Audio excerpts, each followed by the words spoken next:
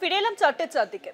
পুজোয় বাংলায় বৃষ্টির সম্ভাবনা, পুজোয় নিম্নচাপের প্রভাবে বাংলায় কিন্তু বৃষ্টির সম্ভাবনা রয়েছে। পুজোয় উত্তরবঙ্গে বিক্ষিপ্ত বৃষ্টি, দক্ষিণবঙ্গেও আগামী দুদিন বৃষ্টির সম্ভাবনা, বজ্রবিদ্যুৎ সহ বৃষ্টির সম্ভাবনা রয়েছে দক্ষিণবঙ্গে। রবিবারই মহালয়া এবং তারপরেই কিন্তু বঙ্গে বৃষ্টির সম্ভাবনা। পুজোতেও কিন্তু ভাসতে চলেছে বঙ্গ, এমনটাই আভাস দেওয়া হলো আলিপুর আবহাওয়া দপ্তরের তরফে। আজকে যে স্পেশাল ব্রিফিং ছিল আলিপুর আবহাওয়া দপ্তরের তরফে, সেখান থেকে স্পষ্টত জানিয়ে দেওয়া হলো পুজোতে হবে বৃষ্টি, ভিজবে দক্ষিণবঙ্গ সহ উত্তরবঙ্গ। আরো জানাবেন ফোন লাইনের সঙ্গে রয়েছেন প্রতিনিধি শাশ্বতী রায়। শাশ্বতী, একটা সুখবর নয়, বৃষ্টি জারি থাকবে সারা পুজো জুড়ে এবং মহালয়ার দিন থেকেই এই বৃষ্টি জারি থাকবে দক্ষিণবঙ্গের একাধিক জেলায়। বিশেষত দক্ষিণবঙ্গের উপকূলবর্তী জেলাগুলোতে বৃষ্টির সম্ভাবনা 21 তারিখ থেকেই।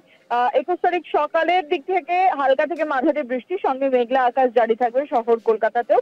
এর অন্যতম কারণ উত্তর একেবারে আন্দামান সাগরের উপর একটি ঘূর্ণাবর্তের অবস্থান, যেটি ক্রমাগত অগ্রসর হতে চলেছে উত্তর বঙ্গোপসাগরের দিকে। তার ফলেই এই বৃষ্টিপাত জারি থাকবে এবং 23, 24, 25 তারিখ পর্যন্ত দক্ষিণবঙ্গের উপকূলবর্তী জেলাগুলিতে বিক্ষিপ্ত বৃষ্টির সম্ভাবনার কথা জানাচ্ছে আলিপুর আবহাওয়া দপ্তর। কার্যত এই কদিন উত্তরবঙ্গেও বৃষ্টি জারি এবং আগামী দুদিন অর্থাৎ 21 তারিখ এবং 22 তারিখ এই দুদিন কিন্তু উত্তরবঙ্গের উপরের জেলাগুলিতে ভারী বৃষ্টির সম্ভাবনার কথা জানানো হচ্ছে।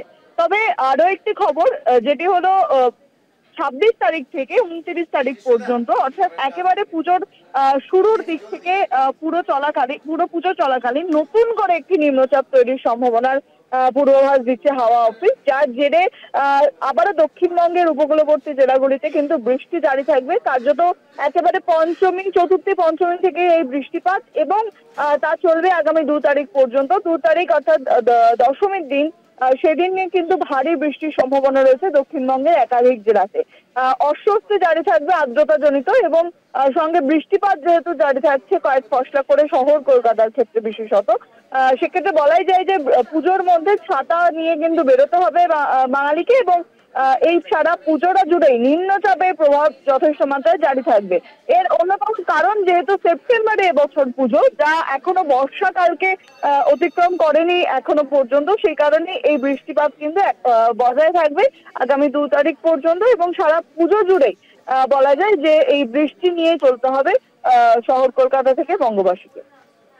ধন্যবাদ শাশ্বতী। ফোন লাইনের সঙ্গে ছিলেন প্রতিনিধি শাশ্বতী রায়। মহালয়া থেকেই কিন্তু বৃষ্টির সম্ভাবনা রয়েছে বঙ্গে, নিম্নচাপের অক্ষরেখা বজায় রয়েছে, যার জেরে গোটা পুজোই কিন্তু দক্ষিণবঙ্গ সহ উত্তরবঙ্গে চলবে বৃষ্টি, এমনটাই পূর্বাভাস দেওয়া হলো আলিপুর আবহাওয়া দপ্তরের তরফে।